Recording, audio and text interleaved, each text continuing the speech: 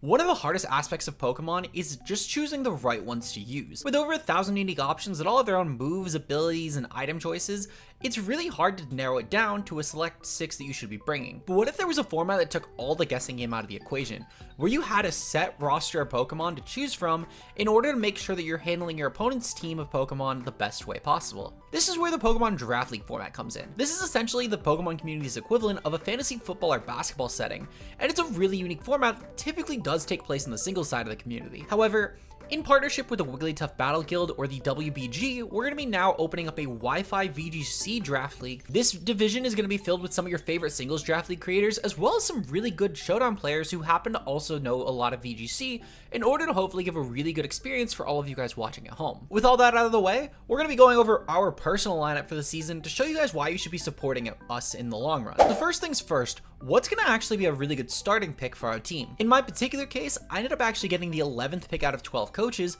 so I should probably also be making sure that my first round pick will have a very strong partner in the second round. With this all in mind, I decided on a duo of Ogerpon Hearthflame and Kingambit as my first and second round picks respectively. With an incredible offensive typing of Fire and Grass, Ogerpon Hearthflame actually proved to be an insane monster when it comes to the Regulation E metagame, and I think that'll be no different in the draft setting. Typically, you would actually check this thing with either a defensive Fire type or maybe a Dragon type Pokemon, but Ogerpon actually does have coverage options such as Stomping Tantrum and Play Rough that in a draft setting actually become a lot more viable in terms of handling your counterplay. While I wouldn't exactly say that Kingambit has the best defensive synergy with Ogerpon, that should still be fine because Defiant will be an incredible way to slow down common intimidators such as Landorus, Therian, and Incineroar, while Ogerpon is a great offensive response to common ground types that might otherwise try and beat my Kingambit. If you're watching this because you're a really big Draft League fan who's mostly done singles, you might be wondering, which of these two Pokemon am I gonna choose as my Tera captain?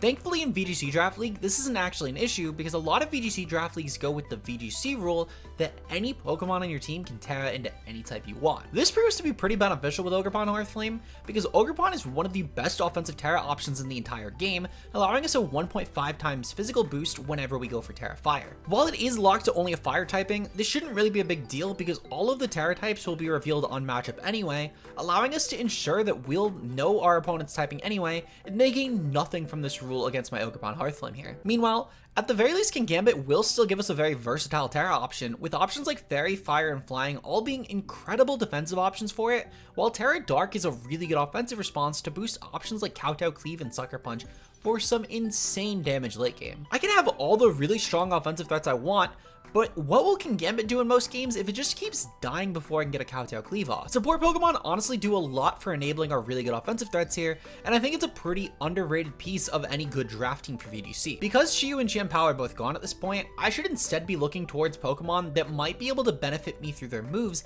such as Screens, Tailwind, Trick Room, and many other good supportive options. I will say, this is a very easy way to make a mistake if you're a newer draft player, because you don't need every type of support, you just need the ones that will benefit your top tiers, since these two don't really need an option like a Trick Room setter or maybe something that will boost special attack, as it's kind of useless to my first two picks. With my first three support Pokemon being Iron Bundle, Clefable, and Kilowattrel. I think these outline all three different areas where you can get a really good support Pokemon that's either offensive, defensive, or a little bit of just a really fast utility option. Starting off with Iron Bundle, this proves to be a really good offensive support here, which will be able to kill any sort of dragon and ground types that might be threatening my Ogerpon and my Kingambit respectively, thanks to its strong Ice Stab with Freeze Dry. Or, if I want to go for a more supportive route, I have moves like Icy Wind that can slow down my opponents, or even an option like Encore that can lock my opponents into a very useless option. Iron Bundle also even manages to outpace most Pokemon in Tailwind,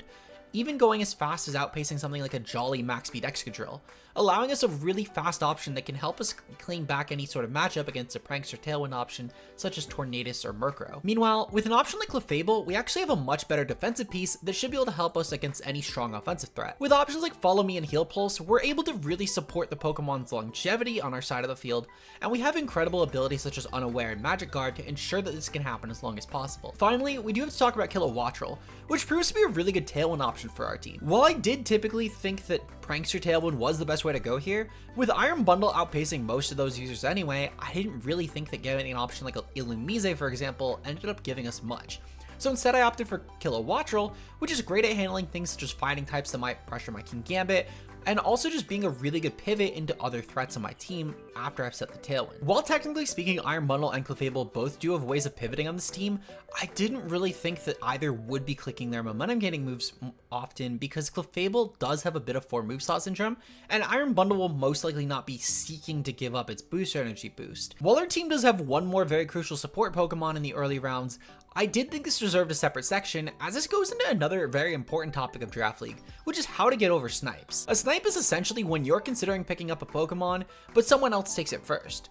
I wouldn't necessarily consider a snipe something that gets sniped that you were planning on for round 10 when it's only round 1. It's a little bit early in the draft to be accommodating for that, but if you were maybe planning on picking up something in your next round, I'd probably say that was a realistic snipe, and unfortunately you'll have to redraft around it. My ideal pick here was going to be something like Hitmontop, which provided us a really incredible Intimidate option for the team that also gave us incredible priority such as Fake Out and Upper Hand, or even the option Helping Hand, which was a really incredible way to boost my damage. However, not only did Hitmontop go, but also my backup options in Scrafty and Hariyama both went as well, leaving me to have to look at the board for another Pokemon. So where do we go from here? Well, the first step is to realize that when you get sniped, you might not be able to get everything you're looking for on the rest of your roster. In this particular case, the only way I was going to get an option that had Intimidate, Fake Out, and Upper Hand would have been picking an option like Scraggy, which was not going to be a viable alternative here. So instead, we're going to have to unfortunately give up the Intimidate role for this team, but I did find another fighting type that actually provides a lot of the same support and even a little bit extra, and it was even cheaper than Hitmontop and Scrafty. This presented us with Mienshao,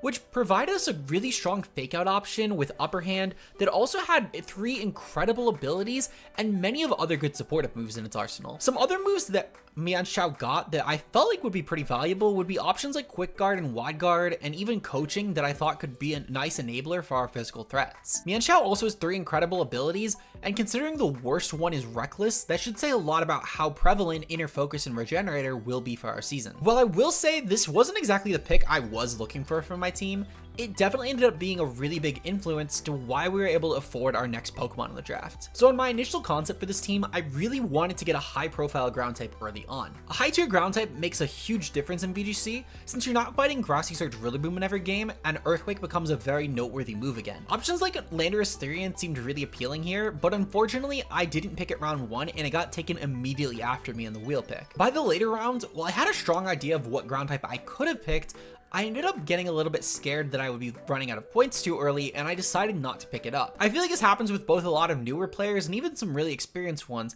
where they'll take a look at their budget and be too scared to pick up good threats, despite the fact that you can just round out your team with a lot of weaker Pokemon in the end of the draft. While my initial pick wasn't this Pokemon, after the draft concluded, because of the fact that I had the extra point from Mienshao as well as the extra point from Clefable versus Clefairy, I was able to actually afford picking up Garchomp with my trades, which proved to be a very strong option for our team. Garchomp gives us a really incredible Choice Scarf user with a nice 102 base speed to boast, and a really strong stab from Earthquake, as well as a single target option of Stomping Tantrum. This proves to fill a lot of holes that my draft had. I now have a really strong spread option to take advantage of my Iron Bundle and my Kilowattrel, and thanks to both the Kingambit and Kilowattrel, I have a nice deterrent to opposing Icy Winds, as both Pokemon do have a means of boosting their offenses respectively thanks to the Icy Wind drops. Not only this, but in tandem with my Ogerpon and Kingambit, I have a nice set of 3 really strong physical breakers that can get past most opponents. And it's really saying something that Garchomp is somehow my weakest physical threat of these 3. Should just go to show how awesome this team should be, hopefully, on the physical end. One final area that we do have to look into is going to be our lower tier picks. Once you get through a lot of the draft, you'll realize you only have a handful of points left over, and you probably have a couple of roles that you need to fill, as well as a couple team spaces you need to give up points for. This is where getting a backup option, such as a second Tailwind user, maybe a third Fake Out Mon, or really anything in between could be really useful, because you're essentially tailoring these last couple picks to fixing maybe one bad matchup or giving one Pokemon more flexibility. And that's exactly what I did with these last 2 Pokemon. For our first option, I decided to grab Mischievous, which gives us a really niche Trick Room Pokemon for this team. While it might not seem like Trick Room is exactly the best mode to go with Pokemon such as Garchomp and Ogerpon, Mischievous having Trick Room is at least good for Kingambit if it happens to come up in a given week. I always can just go with Imprison Trick Room in order to shut down opposing Trick Room teams, which is at least a nice way to keep up with my faster Pokemon in order to make sure they can still break through most teams. In a worst case scenario, Mischievous can always just go for Stab status options, and it has a nice ground immunity when partnered next to Garchomp, so it's not going to be forced into these trick room roles or just left on the bench. We did still have one single point left, however, so I decided to pick up Grookey, which, while it's a bit clunky with Garchomp, I was able to get another fake out user, and it was probably the best one in the 1 point tier that was left over at this time. But with the Grassy Surge ability, I can give my Ogerpon a former priority thanks to the Grassy Glide,